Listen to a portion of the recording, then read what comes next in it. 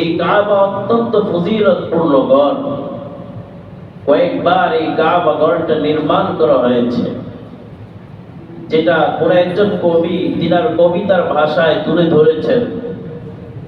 আরবি কবি তিনি বলেন, বানা বাইতা রব্বুল আরশি আশরুন ফাখুযহুম, বানা বাইতা রব্বুল আরশি আশরুন ফাখুযহুম, মালাইকাতুল্লাহিল কিরামি ওয়া আদামু, فشيس فإبراهيم ثم عمالقة، قصي قريش قبل هذين جرهم، وعبد الله بن الزبير بنى كذا بناء لحجاج وهذا متمم।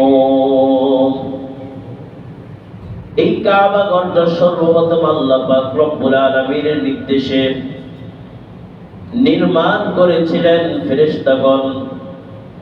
তারপরে হযরত আদম আলাইহিস সালাতু ওয়াস সালাম, তারপরে তিনার ছেলে হযরত শীস আলাইহিস সালাতু ওয়াস সালাম, 4 নম্বরে নির্মাণ করেছিলেন হযরত ইব্রাহিম এবং হযরত ইসমাঈল আলাইহিস সালাতু ওয়াস সালাম। তিনাদের পরে আমালিকা সম্প্রদায় বাইতুল্লাহকে সংস্কার করেছিল। তারপরে জুরহাম সম্প্রদায়, তারপরে কুসাই বিন কিলাবের সম্প্রদায় এই বাইতুল্লাহকে সংস্কার করেছিল।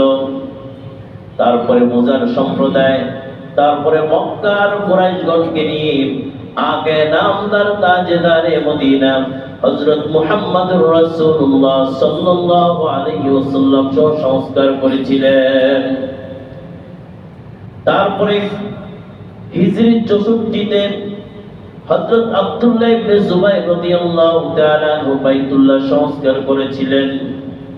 হিজরি 74-এর মধ্যে হযরত হাজ্জাজ বিন ইউসুফ তিনি বাইতুল্লাহকে সংস্কার করেছিলেন।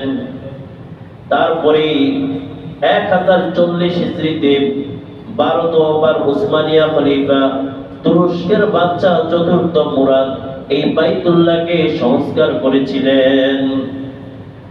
তারপরে 1417 হিজরিতে 1995 সনে বাদশা ফাহাদ বিন আব্দুল আজিজ কাবা শরীফের ব্যাপক সংস্কার করেন।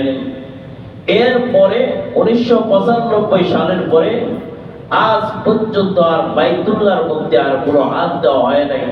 শুধু মসজিদে হারামের সংস্কার কাজ চলেছে, আর বাইতুল্লাহর যে আমরা যে কাবা দেখি এটার মধ্যে আর কেউ হাত দেয় নাই।